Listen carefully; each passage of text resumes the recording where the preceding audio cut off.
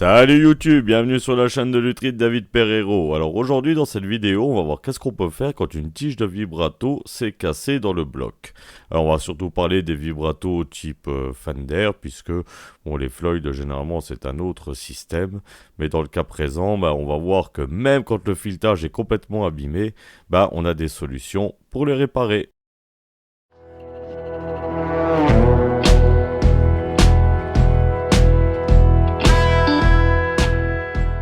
Alors la première des solutions, elle est la plus simple, c'est tout simplement quand il est cassé, on va se servir de ce qui se fait en mécanique de manière traditionnelle, c'est-à-dire qu'on va utiliser un extracteur. On appelle ça aussi parfois des tournes à gauche ou d'autres mots. Alors l'extracteur, comment que ça marche? C'est tout simplement, il y a un filet inversé, on va dire un peu un pas anglais. Donc on met du dégrippant partout où on peut, donc soit par au-dessus, soit par en dessous, ça va dépendre du type de vibrato. On va mettre un peu d'huile de coupe, on va faire un léger petit avant-trou, là en l'occurrence ce sont des forêts spécifiques qui sont des forêts de centrage. Ensuite, on va mettre le forêt à métal, donc qui est adapté à l'extracteur. Donc ça dépend directement des extracteurs que vous pouvez avoir. Vous allez percer en mettant généreusement de l'huile de coupe à chaque fois. Donc il faut percer d'une certaine longueur. Ça c'est pareil, ça dépend des extracteurs. Ensuite, donc on va prendre tout simplement notre extracteur et on va légèrement taper dessus pour bien le rentrer. Donc un marteau, un extracteur, on le met en place, on prépare donc pareil le support aussi appelé le tourne à gauche et ainsi de suite. Donc on met l'extracteur en place, parfois aussi on l'appelle queue de cochon.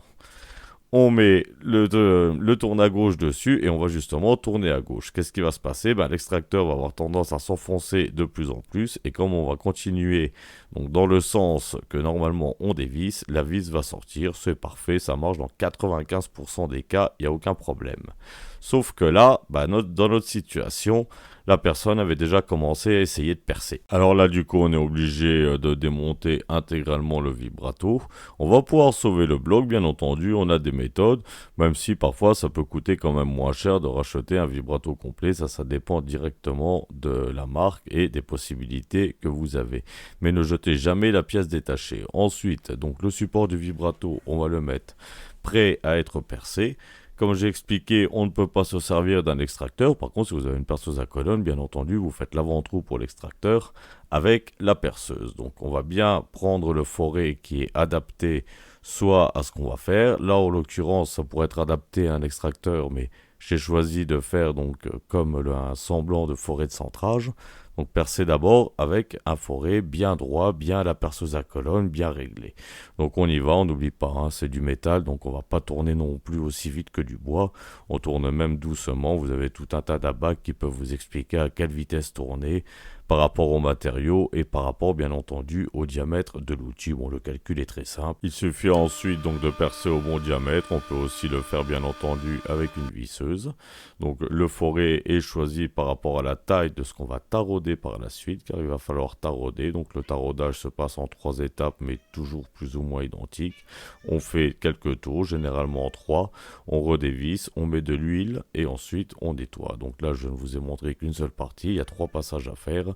Le tarot va être choisi en fonction de l'insert qu'on va mettre. Donc qu'est-ce qu'on va mettre pour réparer? Tout simplement des filets de réparation. Il s'agit de sortes de ressorts. Donc le diamètre intérieur, c'est le pas que l'on a besoin. Donc là, il y a ici en l'occurrence du M5 et le diamètre extérieur, c'était du M7. J'ai donc percé et taraudé avec du M7.